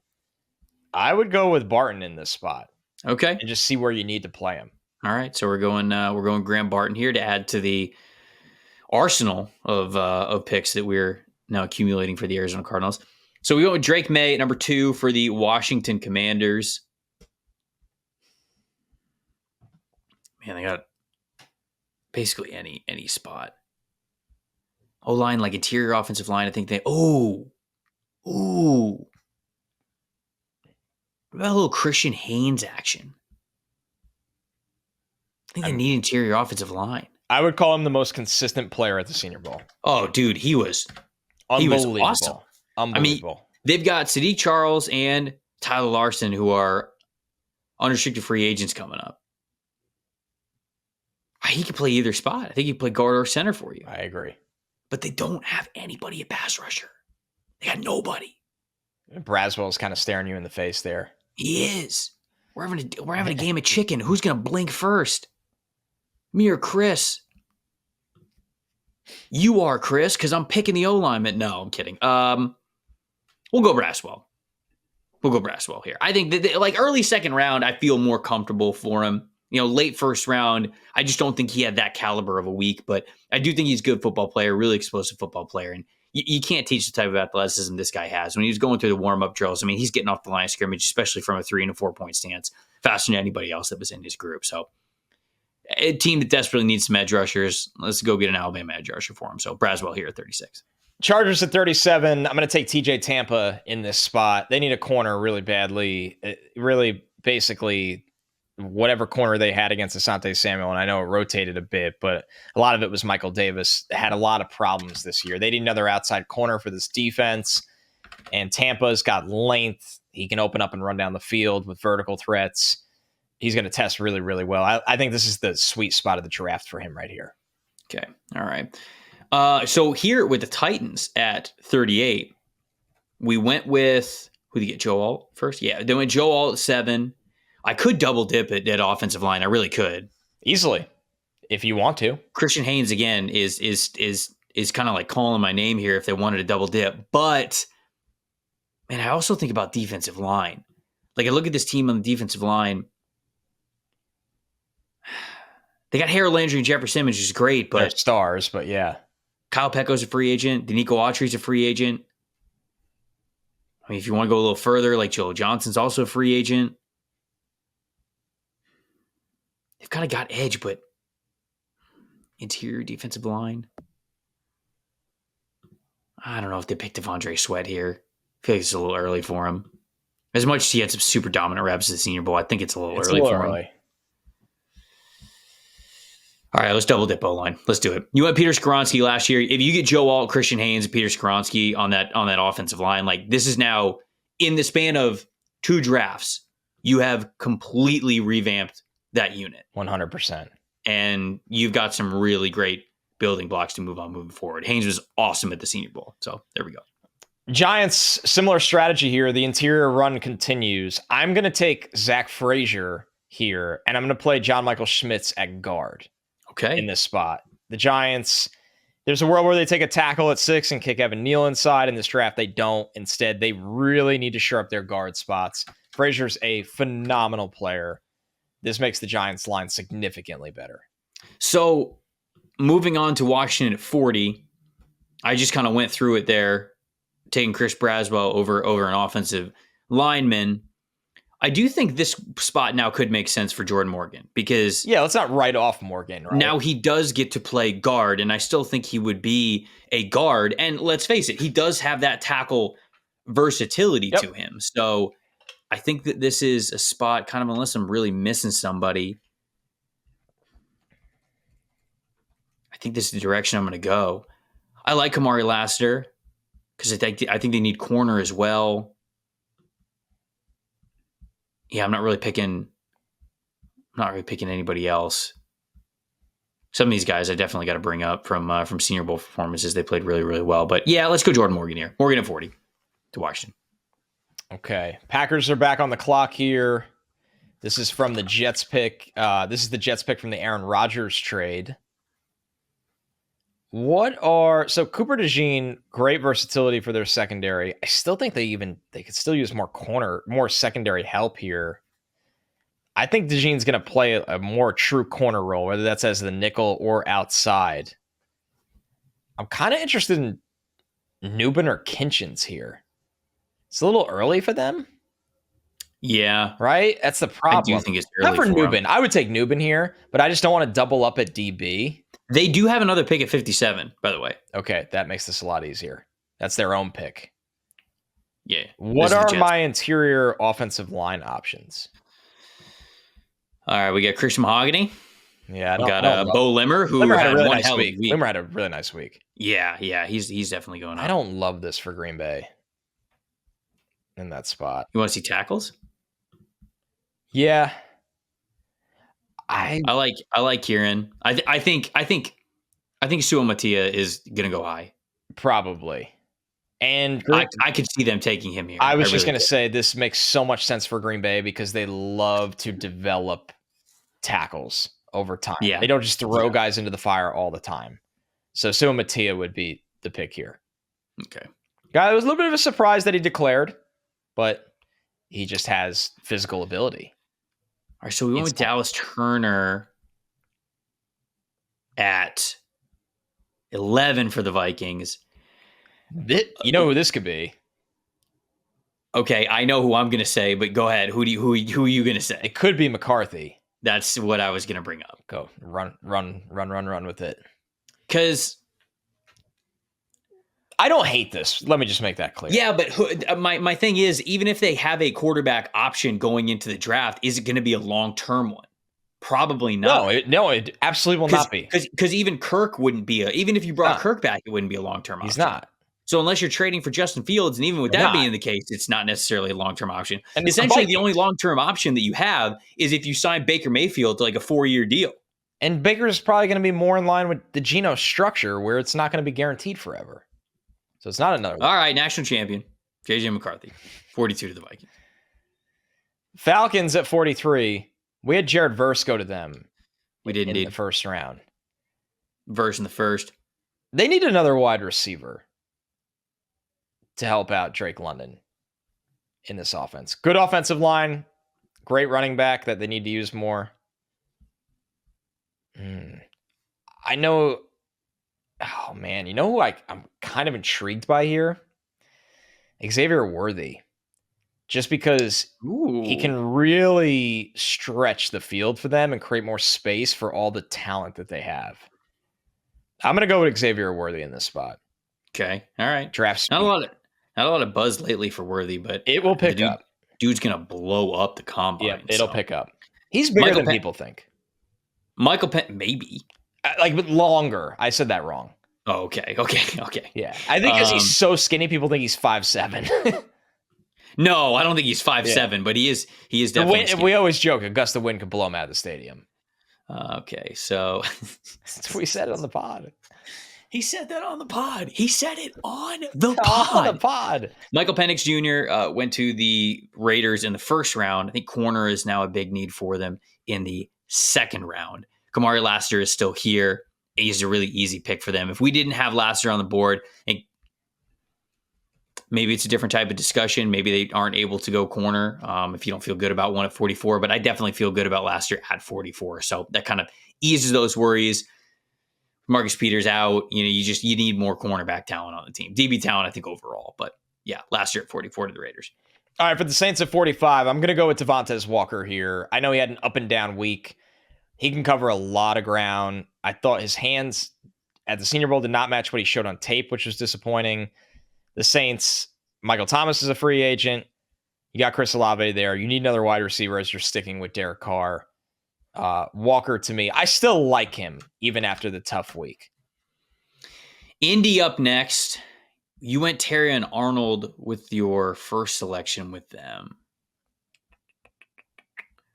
Could go O-line. Could.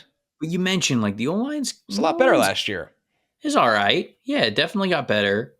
You were under the assumption that they bring back Michael Pittman Jr. Have to. I feel like they would as well. Man, I'm kind of stumped here. They're a really tough team. So let's just do, all right, what's BPA? What do we got BPA? Could take Jonah Ellis. Could take Chris Jenkins. Yeah, Chris Jenkins. That's a very Ballard player. Because they might lose Grover Stewart. And he was the cog to their run defense. The splits when he was out versus when he was healthy are jarring. Yeah, Chris Jenkins Jr. I think makes a ton of sense. That's a great fit. Yep. We're going Chris Jenkins Jr. here. So you're up with the Giants. All right, up with the Giants in this spot. I'm going to go with Darius Robinson here. A guy that could play up and down the line of scrimmage. They have, of course, Kayvon Thibodeau and Dexter Lawrence, but they still need more help up front. And they need that flex guy that I think can kick from being a wide rusher to 5-tech to 3-tech. He's a very unique player in that mold. Very power profile. So Darius Robinson, good fit for that Giants front. Man, the rise of Darius Robinson. What a week for him in Mobile. I think he's almost near lock to go top 50, so I didn't want to get too far away from that. Yeah. I love it or hate it. I don't know if he'll be in my top 50. Oh, really? I don't know. Yeah. I don't know. I don't want to say it's for sure, but he's going. Yeah, it feels like the NFL is extremely high on him. So I think that with this being a predictive mock, that does make sense. So Jags, you went Brian Thomas Jr. Hell yeah, I did. I'm in the first round. He wasn't ready. I think they need. Man, I think they could use another corner. I think they could use another safety, but I know it's kind of fun to think about. I still like the way that these guys play. Yeah, I think Jonah Ellis could be on the table as another pass rusher for them. But man, I mean, you got Trayvon, you're bringing back Josh Allen. I guess you can never have too many pass rushers. That's what they say. Interior offensive line, I think they need that as well. Let's say, you know what, you had fun with the wide receiver pick last time. Now you got to eat vegetables. I'm going to go with another. Yeah, it's time to eat their vegetables. I'm going to go with another Senior Bowl guy here. Somebody I think who was awesome. I'm going to go with Dominic Pooney from Kansas. He didn't get the love he deserved, and I feel partially guilty as that as well. I didn't talk about him on our show. Dude, he got reps at tackle. He got reps at guard, and just 6'4", 323 pounds, man. I felt like he was winning with power consistently. I feel like he would be a power presence within that Jags interior offensive line that would give them some attitude. And I think they got to get meaner up front, and they got to get better up front. And I think Pooney actually really does that from what I saw from him this week. So I'll go him at 48. 49 with the Bengals. You took Amarius Mims.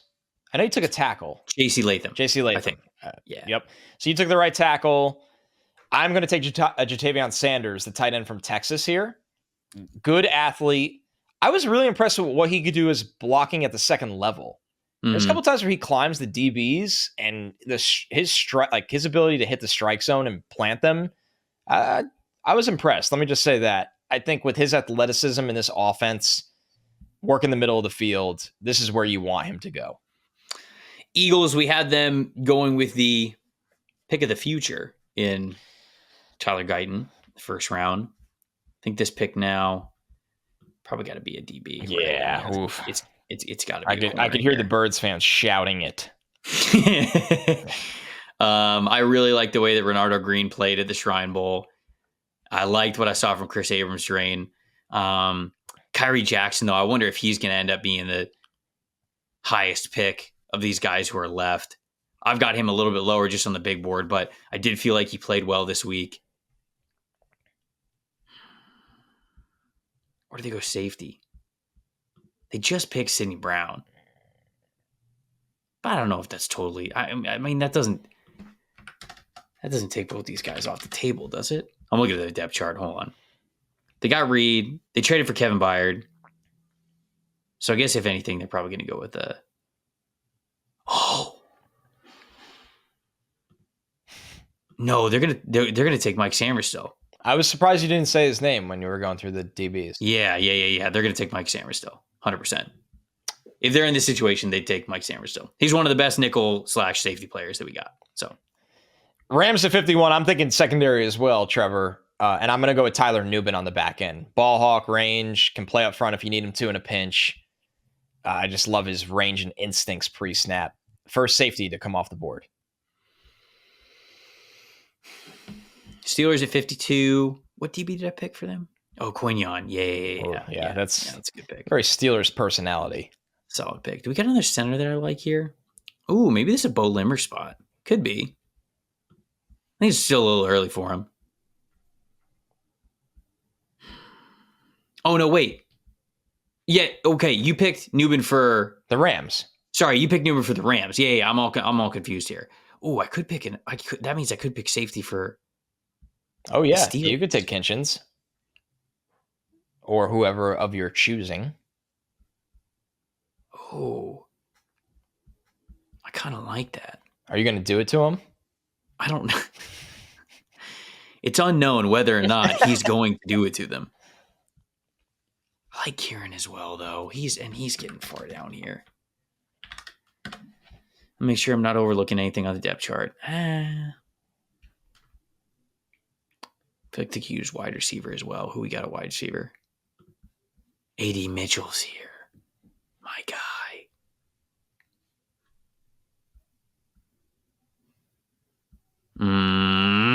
I'm so torn. Yeah, you are. I'm surprised you just didn't take Kinchins. I haven't watched the all 22 safeties, but like I thought he was fine. Right. He didn't really pop for me at all. I think that's fair. Which it's tough for safeties to do. I don't want to like act like they can't. Yeah.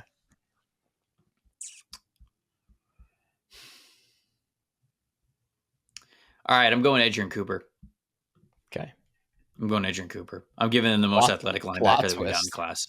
Yeah, that was a total plot twist. But when I scrolled down and I saw him there, I think the NFL is going to pick this guy somewhere in the second round, and I think that the Steelers do need to get more athletic at the linebacker level. So Cooper there. I think that they're going to lean that.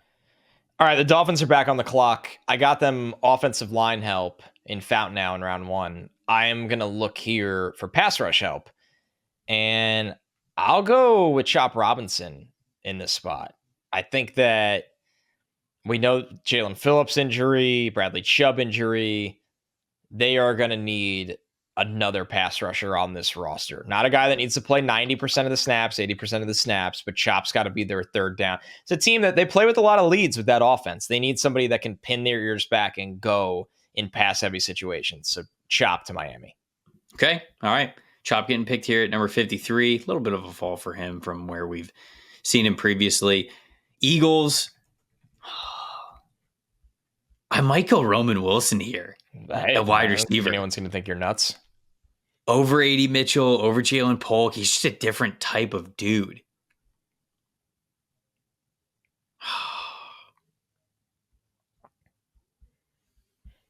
No, I'm going to go Jalen Polk.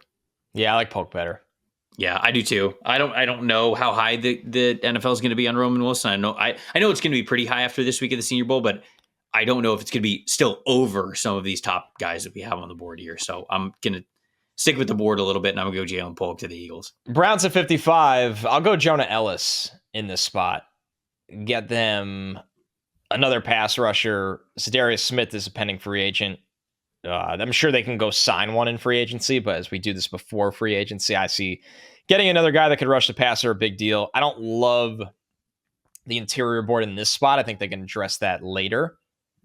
So, although I was intrigued by Tavondre Sweat here, I still think he's going in the third round unless he comes into the combine with the weight issues under control.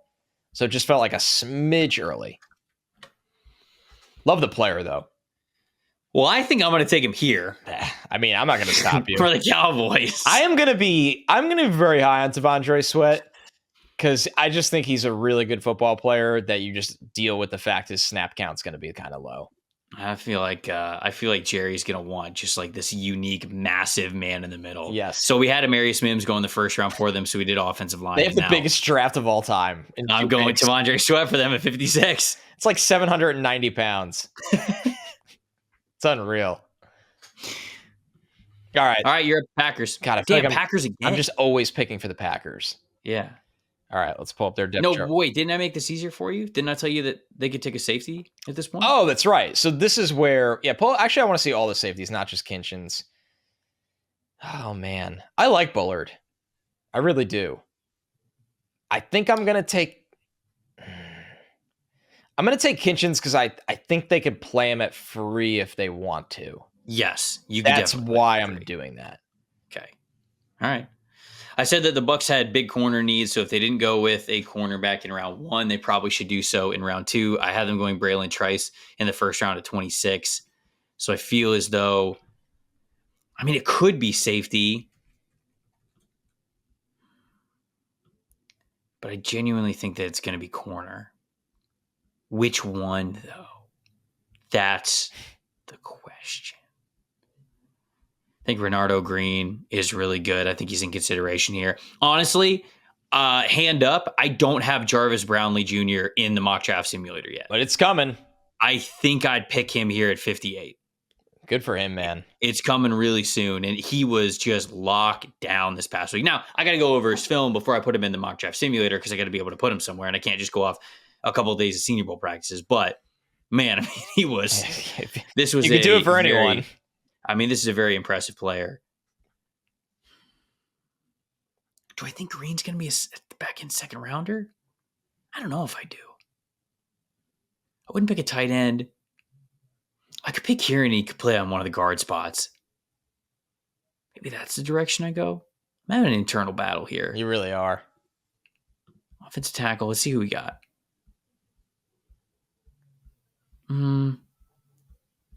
I like some of these guys, but I think Kieran could play guard. I think he'd be a starter at guard. So I think that one definitely makes sense. I could go Mahogany. Mahogany does play that left guard spot. So that'd be a pretty easy transition for him. Cody Mock could play right guard. And then I just don't love any of the corners that are left. That's kind of what happened. So you don't want to force that. I like Kieran a good amount. I'm going to go Kieran here, 58. I just absolutely played myself so hard. I was like, oh, the Bucs got to get corner. And then guess what? They don't. It didn't happen. Yeah, I think mock drafts just – I saw people with Bucs mocks that was going around. And I didn't really love any of them. But now that I'm doing the exercise myself, it is a little bit trickier. So for whatever it's worth, you're up with the Texans. Can you filter the wide receivers in this spot? Of course. Okay, so we know they have Nico Collins, great. Tank Dell, great. I would still like to get one more wide receiver here. Man, Roman Wilson. I would go Corley, but I think Tank gets the touches Corley gets. That's why I don't want to go that route. Mm-hmm. Scroll up a little bit. I'm going to go A.D. Mitchell here. Dude, I consider A.D. Mitchell in the first round for them. So yeah, A.D. Mitchell 59 is money. I think of the red zone offense with him and Nico Collins. That's crazy. Really Tank nice. will get healthy. Yeah. Texans run serious 11 personnel. Bills, wide receiver is the obvious one. I feel like interior defensive line's probably the next spot. Yeah, you took Troy Franklin for them. That's right. Yes. Right. Dorless? Yeah, I like Dorless as a football player, but he showed up at 272 at the Senior Bowl. So I always felt like he was versatile, but I like him most as an interior presence. And if he's going to be an interior presence, he's got to gain weight. He's kind of going the wrong direction right now. Yeah. He's kind of more of like, you know why? No, what? Probably wants to test pretty sick numbers, and he's probably steadily leaning out. Right? Don't you think that? Yeah. But again, if you test really well and you're 270 and I want to play you on the interior, I just think 270 is a really tricky weight for him. I agree. You're basically only a 3-4 defensive end at that point. Which he doesn't have the finesse game to be a true 5-tech 4-3 or 4-3 defensive end. Yeah. And he doesn't have the size to be a 4-3 defensive tackle. I think he's kind of like pigeonholing life himself. of a tweener. I think he's kind of like going the wrong direction here. Anyways, I'm actually going to take Adiza Isaac for the Buffalo Bills. I thought Isaac had a really nice week in Mobile. Another Senior Bowl shout-out player. I don't think he gets nearly the love he deserves because he's playing on the opposite side of Chop Robinson, who was a projected top 15 pick right at the beginning of the season. Isaac's a good run defender. I thought he showed some nice pass rush ability this past week as well. Really nice long arm move. I think he's somebody who would really elevate the floor of the Bills defensive line. So we're going to Isaac at 60. He would have been in consideration for the Lions here at 61 for me. Instead, I will take Austin Booker from Kansas, who he snatched some souls down there. Dude, there are a couple of sick reps from Austin He's Booker. got a long arm. He's got outside speed. I know he didn't play a lot of college football, but I understand why he's going to go early with his traits and his skill set to simply beat tackles on an island. So the Ravens are up now at 62. I had them taking Byron Murphy the second in the first round. Could use a wide receiver here. But of the guys that are left, the only one who's really imposing with size is Johnny Wilson. I'm not going to pick or Brennan Rice. No, I could pick Brennan Rice, but I am worried about the lack of separation from him. That's fair. I went into the week thinking that I was going to see Brennan Rice be very technically sound, be able to separate with how nuanced he was as a route runner. He's a former track guy, so he has like sprinter speed, but then you see him on the field and he really didn't separate much at all. Now, I was very pleasantly surprised with how strong he was. The catch point was crazy. And so he definitely fits what the Ravens, I think, need. But I don't know if I'm taking that player 62. Maybe, I think we're obviously having a conversation about it, but instead I do look at corner. I go back to corner. And I do like Renardo Green here. Okay. Just lives in press coverage, loves press coverage. Had a really great Shrine Bowl. I'm going to go Renardo Green. I'm going to go with the corner here above Brandon Rice. The Chiefs at 63. Filter the wide receivers again. They took Keon Coleman in round one. They took Keon Coleman in round one. Man, call me an absolute lunatic, but I think I'm going to take Roman Wilson here. Basically, it's like the Alamo. All right. If the Chiefs are the Alamo, never again. We're not trotting out.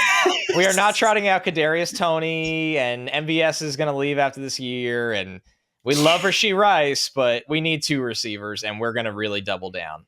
Okay. Maybe I'm an absolute lunatic. Look, I don't know how much longer Travis Kelce's going to be there, so you might as well start stacking receiving talent now. One more Lombardi, and it might not be next year.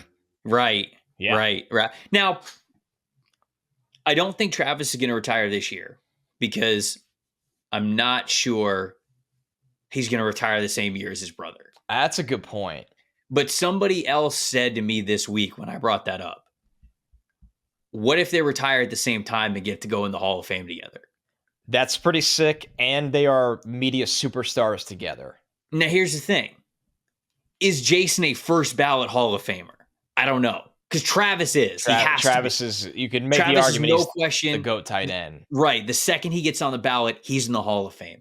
Is Jason. Great player. You know phenomenal what? player.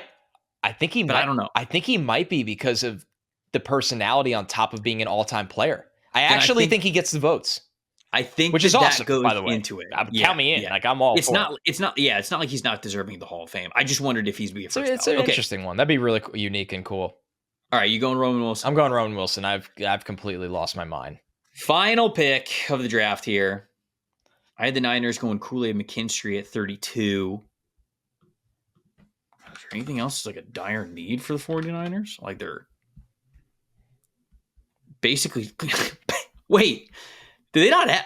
Oh, okay. So I'm looking at our lads, and they must not have their unrestricted free agents. Not for the two teams left. I just had this with the Chiefs. Because yeah, I'm looking at the roster. I was like, damn, must be nice. You're in the Super Bowl and you're not losing anyone.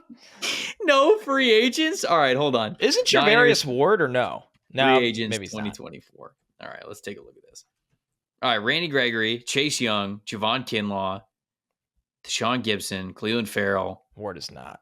Man, not much. Yeah, not really into. Oh, Juwan Jennings is a free agent. They need another pass rusher, right? They will need another pass rusher because I don't think you're signing Chase Young. Probably not. That was a mercenary rental. It was kind of a mercenary rental, which is sick. What about offensive tackle though? Some good ones left back in the second round though. I like Christian Jones and how he played at the Senior Bowl. Yeah, he's played like 8 million college football games. Did you know that? 61, but yeah, that's a lot. It's a lot of college football. I mean, that is a lot. Yeah, you like it. You like it if you're the Niners. Ooh, I wonder if they go for like a Marshawn Nealon. That makes a lot of sense. Lot of sense. Maybe down here we miss. I don't think so. Like he had a good Senior Bowl. He's got those long arms. Javon Solomon, I like the tape, man. He's a bursty. Yeah, super. But he used to be an off-ball linebacker. Now he's an edge player. But he's 6 feet tall. That's 0th percentile for edge rushers. Now the arm length is 50th percentile. I think it's 47th percentile arm length and maybe 57th wingspan, or maybe it's the other way around. So, dude, he does have the length to play edge. He's just small. Now, maybe you say like, oh, that's actually a good thing because he's smaller in height. He's got the natural leverage, and then he's got the long arms. Maybe it's double positive for you. I just don't know if he's going to end up going 64. I think Nealon's probably more realistic at that point if I'm going to go edge.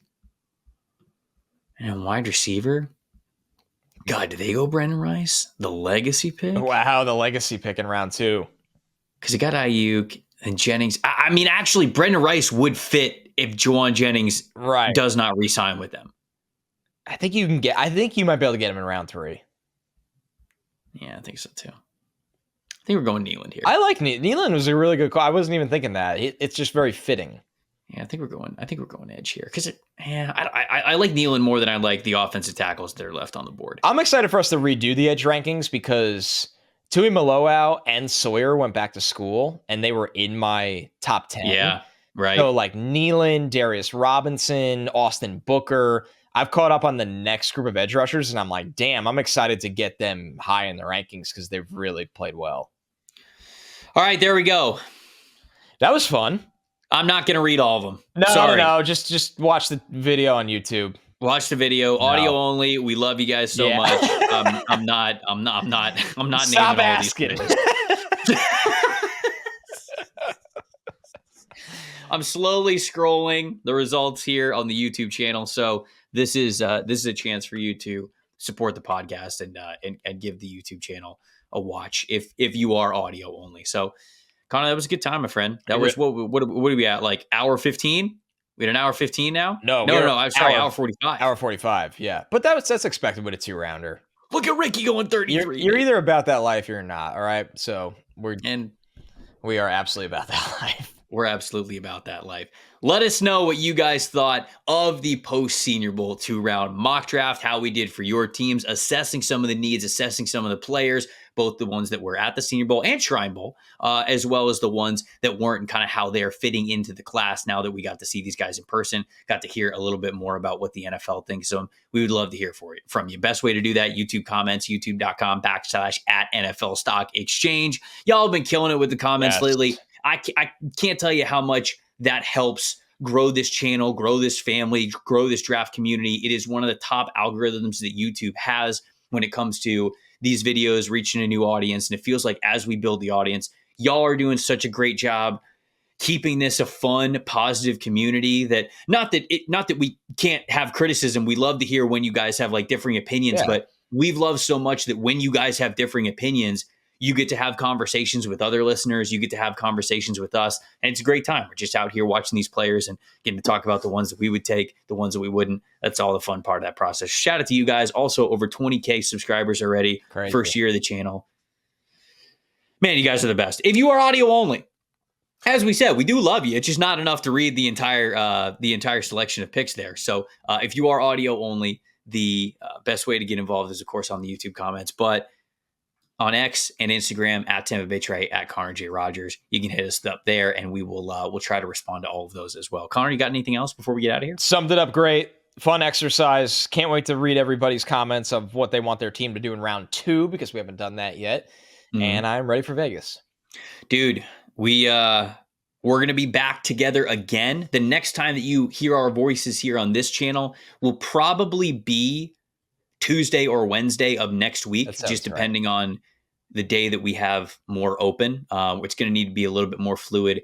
Our topic is kind of up in the air. So if you guys want to comment maybe what you're going to want to see, obviously we have the big game left here in this season, but a lot of people have turned the page over to the offseason. I know some of you have mentioned, hey, looking back at our draft grades that we gave initially. So for some of the teams, maybe we end up doing that exercise while we are in Vegas together. But we'd love to hear from you guys on what you want the topic of next week's show to be. We'll probably give you 2 again, but it'll probably be the same thing, midweek episode and then end of the week episode, to just let the mock draft breathe, let you guys get to interact with that as much as possible. So yeah, you can look forward to that, but just want to let you guys know that one's coming at the middle of the week instead of the beginning of the week. I am Trevor Sikkema. That is Connor Rogers. Thank you guys so much for watching and listening to the NFL Stock Exchange podcast. We'll see you guys next week.